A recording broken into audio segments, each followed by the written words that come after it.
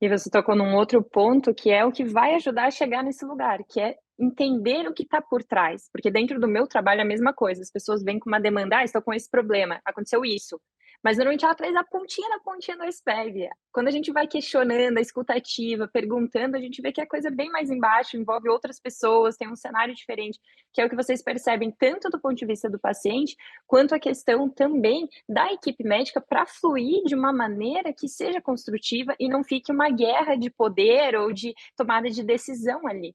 E aí eu aproveito para perguntar uma coisa. Exatamente. Infelizmente, eu vejo ainda muito forte uma divisão entre classes da área da saúde. Então, os médicos se unem contra os enfermeiros se unem contra os técnicos se unem e no lugar de ter esse olhar multidisciplinar, acaba sendo uma guerra que atrapalha o paciente e atrapalha, inclusive, a atuação da equipe médica.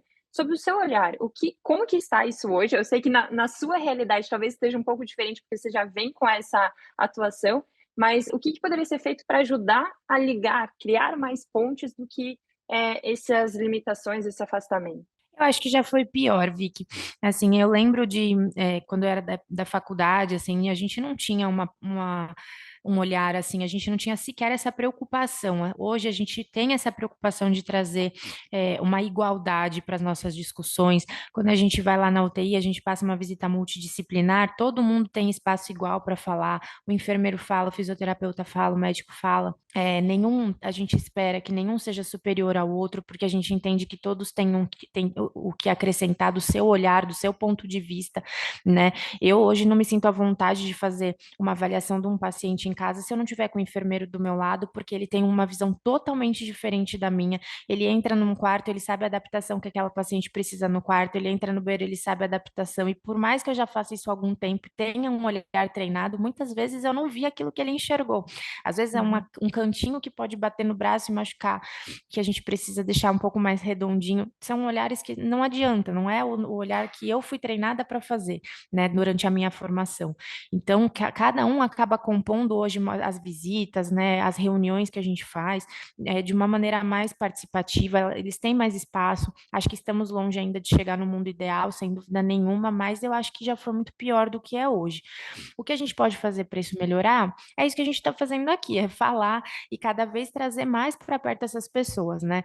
À medida que a gente vai crescendo numa instituição ou que a gente vai assumindo cargos de gestão, a gente participar mais dessas pessoas, mostrar a importância, fazer questão de que elas participem, né? Criar espaços para que elas fiquem confortáveis em falar o que elas pensam, eventualmente até uhum. que esteja certo ou errado, não interessa, mas que elas se sintam à vontade, né? Ou seja, a gente de fato permitir que essas pessoas tenham voz, elas tenham participação. Acho que isso é o que a gente pode fazer para melhorar, mas eu vejo que já foi pior. Eu acho que hoje a gente tem uma participação cada vez mais presente.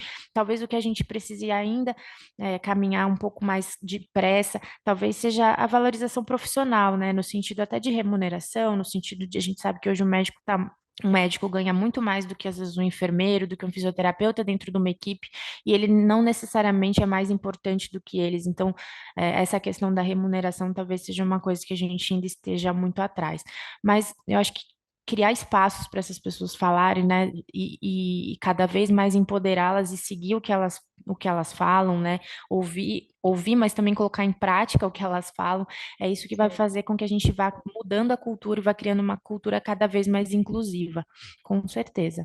Perfeito. E com certeza você já vem, plantando muitas sementes, transformando muitas vidas através do seu papel, porque eu posso dizer por mim que eu vivi uma experiência, eu não estava numa situação de uma doença grave, nem nada do gênero, mas eu passei sob o tratamento do doutor Luiz Gustavo Pinto, que é lá de Itajaí, Santa Catarina. E o atendimento é completamente diferente. Já começa que não são 10 minutos, assim, não é aquela coisa correndo que logo tem outro, já tem um horário na agenda esperando. Ele perguntava coisas que nenhum médico tinha me perguntado até hoje, então ele foi muito além. Eu sou nova ainda e ele foi fazendo perguntas que talvez só me perguntariam com meus 60, 70 anos, sabe? Um cuidado, assim, com uma questão de saúde geral, olhando para mim como nessa complexidade que você falou aqui, e realmente foi transformador para mim, porque eu estava passando, que era uma questão preventiva, alguns pontos que eu estava tendo, e ele foi muito, pediu os exames que precisavam, conversou comigo, eu me senti segura, houve essa troca, essa questão da confiança. E eu saí de lá falando dele para outros, e eu percebi que todo mundo que passava por ele sentia isso, e eu Fazia estou a mesma trazendo. coisa. Exato, porque isso é uma forma de também disseminar o seu trabalho. Todos que passam pela sua mão, com certeza estão falando para os outros e buscando, indicando mais. E a ideia desse canal também era essa, né? Eu trago profissionais de diferentes áreas, porque eu acho muito importante a gente trazer é, temas que ainda estão, às vezes, meio em tabu, ou coisas que as pessoas não levam, não dão a devida importância quando deveriam.